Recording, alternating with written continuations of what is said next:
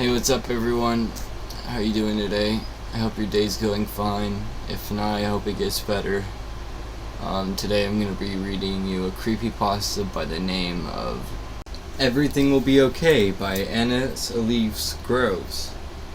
The estimated reading time is about 4 minutes, and it was published July 21st, 2012.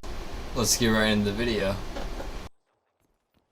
It started with the usual, waking up in different places on smaller scales, fall asleep on the couch, wake up in my bed. Oh Randy, I was the same way at your age, my mother used to say with smiles and turnaways that marked the end of discussion. Sometimes I thought it was my parents, but to what motivation they would do this? And I'm soundly in my bed, pick me up and lay me gently on the kitchen floor. No, this was me. It was around when I was 16. They started to see it. My older sister Ann, 18 at the time, would be dozing by the TV when I'd saunter and so very purposely sit beside her. Sometimes she thought I was awake, only to have me not recall it the next day. Then the talking started. I'd walked into her room one late summer night while she was up on her computer and stared blankly at her. She'd question me, and I'd answer yes to every question, open-ended and all. Ran, you okay? Yes. What's going on? Yes. Sometimes she'd find me in places, usually asleep. On several occasions, her walk-in closet. She'd yell at me and throw me out saying, even with your fucking narcolepsy or whatever, that's private. She was a very reserved person, and I always respected that in my waking life. Even after she moved out, it was all different sleep. Nothing was relevant, and none of it mattered. I tried everything for a while. I'd slept in a sleeping bag, zipped a neck with mints. It never really worked. And I was beginning to wake up in stranger and stranger places.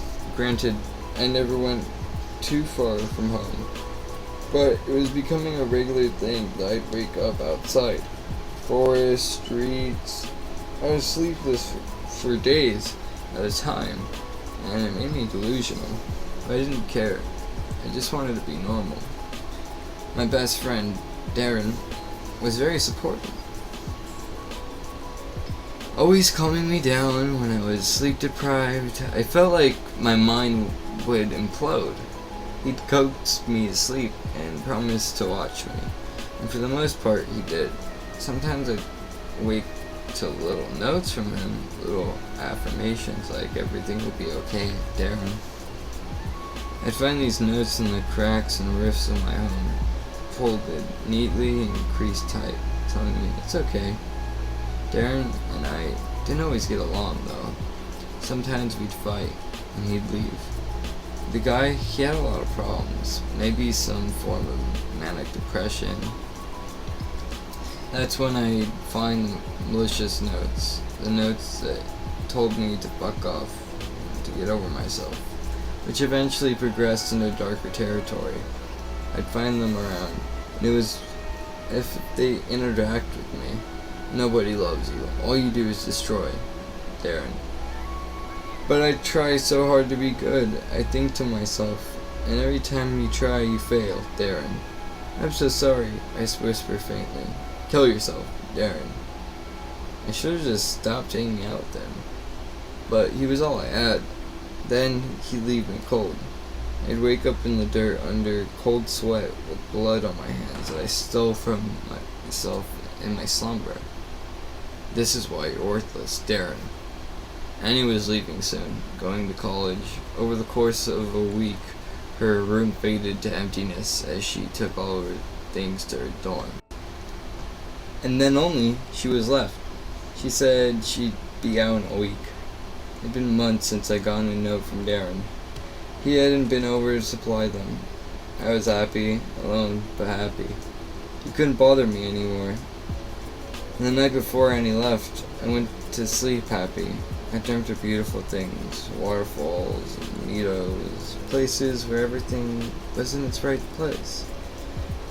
That time, I woke up midday. No cars in the driveway, nothing too unusual, but my room was distraught. Dents in my wardrobes and the door off its hinge.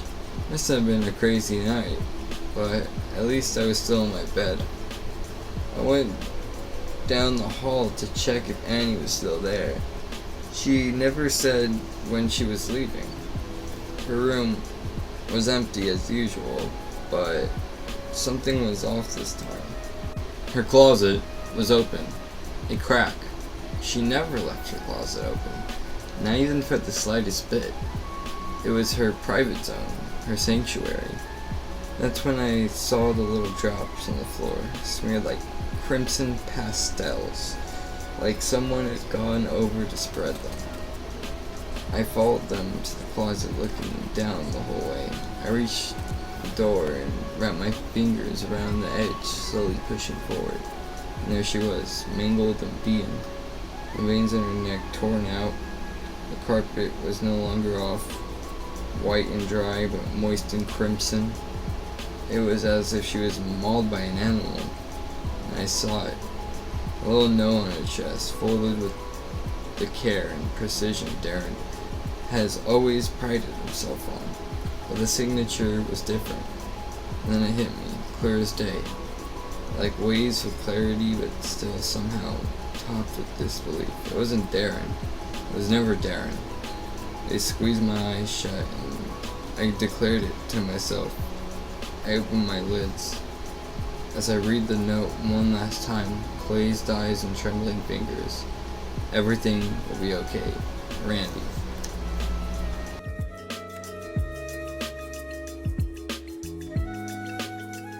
So I thought the story, it was okay. Like a sleepwalk killer psychopath.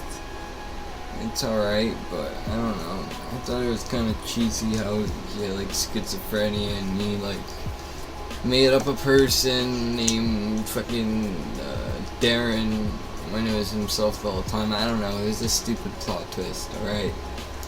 But you know what? I'll give you E for effort. You got a 4.5 out of 10 because I was a little bit entertained during it. And plus it was short and it was pretty brief and nice. But it was kind of cheesy too. Anyway, if you like this content, give it a like. If you hate it, dislike. Dislike the video. I have no fucking problem. Subscribe to me if you want. If you don't want to subscribe to me, go ahead. Don't subscribe. I don't give a fuck. Anyway, I hope you have a good rest of your day and peace.